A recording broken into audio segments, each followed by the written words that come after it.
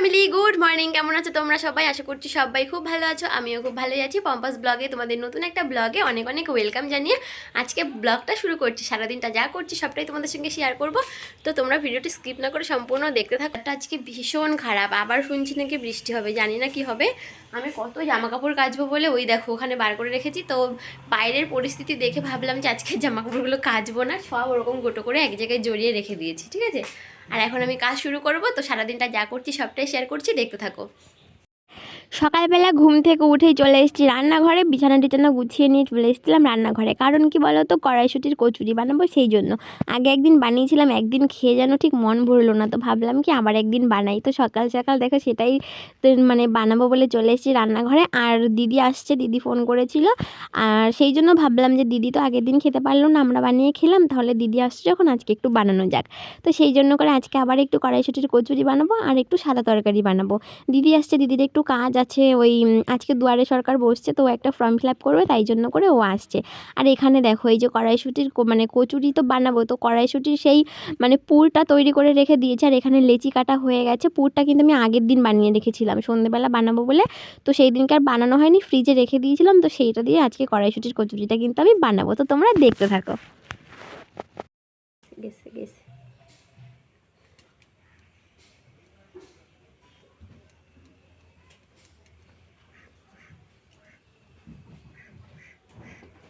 একটা চামচ দিয়ে আমরা একটা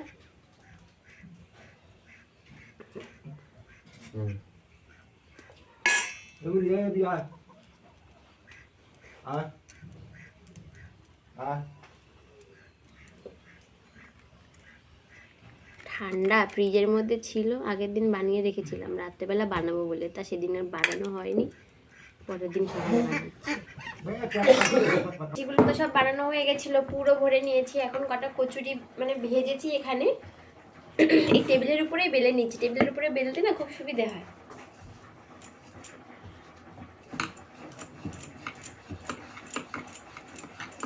আলতো হাতে বেলতে হবে যাতে পুরটা বেরিয়ে না যায় ভেতর থেকে।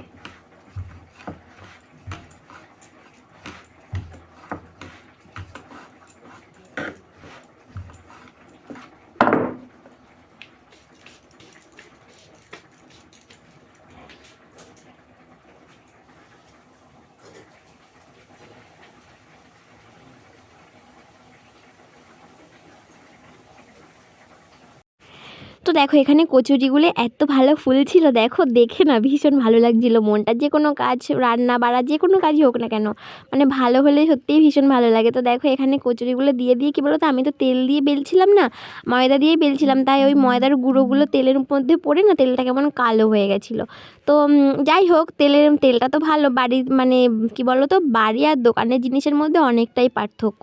তো এই তেলটা আমি রেখে দিয়ে পরে যদি কোনো ভাজা টাজা করি তাহলে সেটা দিয়ে করে নেবো। দেখো কি সুন্দর ফুলছে কচুরিগুলো, দেখে এত ভালো লাগছে। লুচি কচুরি আর এইসবগুলো কী বলো তো, যখন তৈরি করা হয় না ফুললে না মনটাও যেন ভালো লাগে না। তো গরম গরম ফুলকো ফুলকো কচুরি, মানে কড়াইশুঁটির কচুরি আর সাদা আলুর তরকারি, সকালবেলা এটা দিয়ে জমিয়ে ব্রেকফাস্ট করলাম। এই যে দেখো খেতে বসে পড়েছি। বাবা চলে গেছিলো বাজারে, বাবা একটু বাজারে গেছে, ওই কারেন্টের কি তার লাগবে তাই জন্য আনতে গেছিলো।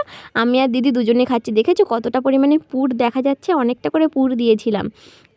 নিজেরা খাবো, কিপটামো কেন করবো, তাই না বলো? তো সেই জন্য করে অনেকটা অনেকটা করে পুর দিয়ে তো বানিয়েছিলাম। আজকে সত্যি এত টেস্টি হয়েছিল কড়াইশুঁটির কচুরিটা, দিদিও বলছিল। দেখো সকালবেলা খাওয়া দাওয়া করার সঙ্গে সঙ্গে মানে খাওয়া দাওয়া হয়ে গেছে, পরপরই আমি সবজি কেটে রান্না বসিয়ে দিয়েছি এখানে। আর এইদিকে সবজি সব কেটে নিয়েছি। দেখো এখানে এখানে বাঁধাকপি কেটেছি, বেগুন আর এই যে আলু। বাঁধাকপি ভাজবো মাছের মাথা দিয়ে, আর একটা নোনা মাছ আছে, সেই নোনা মাছটা বেগুন দিয়ে একটু পাতায় দেবো, কলা পাতায় তো পাতায় দেবো। আর হলো গিয়ে সিলভার কাপ মাছ আছে, তাই দিয়ে একটু আলু দিয়ে মাছের ঝোল রান্না করবো, এই রান্না করব। আর আগে এখন ভাতটা বসিয়ে দেবো, মাছ পাতাটা আগে বসিয়ে দেবো, কারণ মাছ পাতাটা হতে অনেকটা সময় লাগে, তো ওই জন্য মাছ পাতাটা আগে বসিয়ে দেবো। আর মাছগুলো আগে ফ্রিজ থেকে বার করতে হবে, মাছ তো বার করা হয়নি। তো দেখো ফ্রিজটা, বাবারে এই যে কত মাছ। কি লেগেন্সি ছিলছিস তুই? না আছে, আমি তো পড়ি না, অত পড়া হয়। এই দেখো কত মাছ, এই যে দেখো এই যে মাছ, এই মাছগুলো এখন আলাদা করতে হবে। এখন বরফ হয়ে আছে, কখন বন্ধ করে দিয়েছি ফ্রিজটা, তাও এখনো বরফটা কমেনি। তো দেখো এই যে 2 রকমের মাছ, এই মাছটা পাতায় দেবো বেগুন দিয়ে, আর এই মাছটা আলু দিয়ে ঝোল রান্না করবো। এই যে মা মাছে সে আঁশ ওটাতে না পেরে দেখো এখানে চামড়া শুদ্ধ কেটে ফেলে দিয়েছে সব মাছগুলোর। সিলভার কাপ মাছের আঁশগুলো খুব ছোটো ছোটো হয় তো তুলতে পারছিল না। দেখো এখানে মাছগুলো আমি গোল করে সাজিয়ে নিচ্ছি পাতার উপরে। পাতায় কিন্তু একটু সর্ষের তেল লাগিয়ে নিয়েছি, তারপরে গ্যাসে একটু সেঁকে নিয়েছি পাতাটা।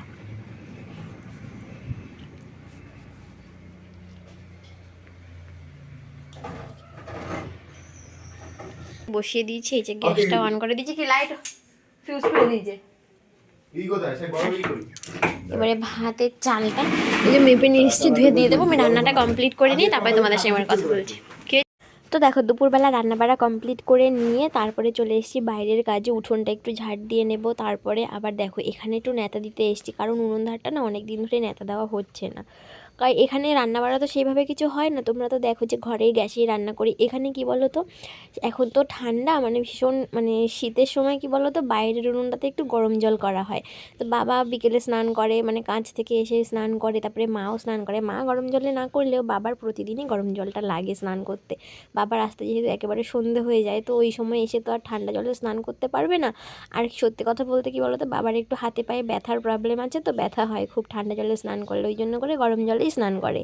বাবা এমনি বাড়ি থাকলে দিনের বেলাতেও গরম জলে স্নান করে। তো সেই জন্য কি বলো তো গ্যাসে যতটা মানে গ্যাস যতটা বাঁচানো যায় আর কি, সেই জন্য বাইরের উনুনটা ঠিকঠাক করে রাখা হয়, যাতে এখানে একটু গরম জলটা অন্তত করা যায়। সেই জন্য আমাদের সব ঘরে কি বলো তো সবসময় গ্যাসে তো সমস্ত জিনিস করাটা তো সম্ভব হয় না, তোমরা তো সবাই জানোই। যতটা যা গ্যাসটাকে মানে সেভ করে সব করা হয় আর কি। তো একেবারে তো না করলেও হবে না, গ্যাসে তো দেখোই তোমরা যে রান্না বাড়া সমস্তটাই গ্যাসেই করি। আর বাইরে যে এক্সট্রা যে জল গরম, 1 হাঁড়ি জল গরম করতেও তো অনেকটা সময় লাগে। তো সেই জলটা যদি বাইরে গরম করা যায় তাহলে তো মানে কিছু হলেও তো গ্যাসটা একটু মানে বেশি দিন চলবে। তো সেই জন্য করেই কিন্তু এই সমস্ত খরচগুলো মানে বাইরেই করা হয়। জল গরম বলো, বেশি রান্না হলে বাইরে তো দেখো এইখানে আমার রান্না তো কমপ্লিট হয়ে গেছিলো। এই যে মাছের ঝোল আলু দিয়ে করেছি, আর এখানে মাছের মাথা দিয়ে বাঁধাকপি ভাজা করেছি। এই যে আর সব থেকে আজকে যেটা আকর্ষণ হলো সেটা হলো মাছের পাতুরি। এই যে দেখো, দাঁড়াও, শুধু বাবার এবার বলছি কি সুন্দর লাল লাল দাগ লেগেছে দেখো। এই যে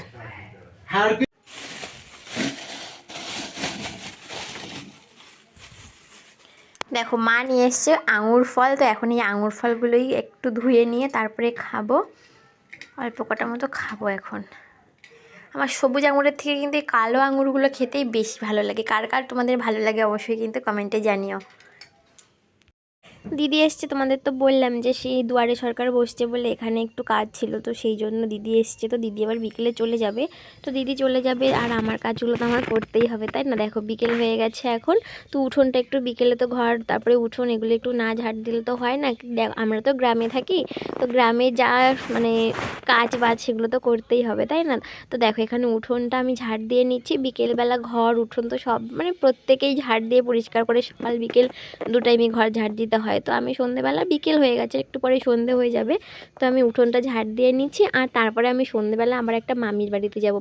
কেন বলো তো, ওখানে সেই মামি যাবে বিয়ে বাড়িতে। তো মামি বলেছিল 2 দিন আগে থেকে বলে রেখেছিল যে পম্পা আমাকে একটু চুল বেঁধে দিবি আর শাড়িটা একটু পরিয়ে দিয়ে যাবি। তো সেই জন্য আবার সেই মামিদের বাড়ি যেতে হবে। তো তাড়াতাড়ি করে কাজটা করে নিয়ে একটু সন্ধেবেলাতেই চলে যাব।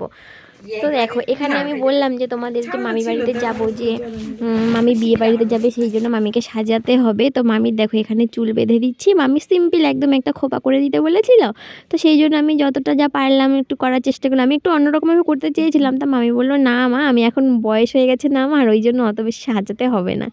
তো দেখো আমি সিম্পল করে একটা মানে খোপা মতো করে দিলাম। তো দেখো তোমাদেরকেও দেখাচ্ছি কেমন লাগছে, অবশ্যই তোমরা কমেন্টে জানিও। আর এই যে দেখো একটুখানি জাস্ট মানে সামনেটা একটু হালকা একটু ফুলিয়ে মানে পাফ মতো করে দিয়ে, আর উপরে মানে মাঝখানটাতে পাফ করতেও দেয়নি। তো দেখো এই খোপাটা রোল খোপাই করে দিয়েছি মামিকে। আর সত্যি কথা বলতে মামির কাছে না বেশি ক্লিপ ছিল না, আর এই সমস্ত চুল বাদ দিগুলো তো একটু ক্লিপ না হলে হয় না, তোমরা তো জানোই। তো দেখো 2-1টা যা ছিল তাই দিয়ে কোনো রকমে একটু করে দিয়েছি, ভালোই হয়েছিল, মামির খুব পছন্দ হয়েছিল। তো এই যে ফাইনাল লুক, মামি একেবারে রেডি হয়ে গেছে, শাড়িটাও পরিয়ে দিয়েছে, একদম সিম্পলভাবে শাড়িটা পরেছে। মামির মেয়ের বিয়ে হয়ে গেছে, ঠিক আছে, তো মামি এখনও অনেকটা ইয়াং, আর এই যে ভাই সবাই মিলে যাবে বিয়ে বাড়িতে।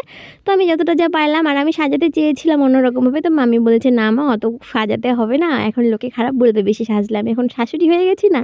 তো যাই হোক আমি যতটা যা পারলাম দেখালাম। মামি আবার একটু পোজ দিচ্ছিল, দেখো সুন্দর লাগছিল, মামি তো এমনি সুন্দর, আরও একটু সাজলে আরও সুন্দর লাগে।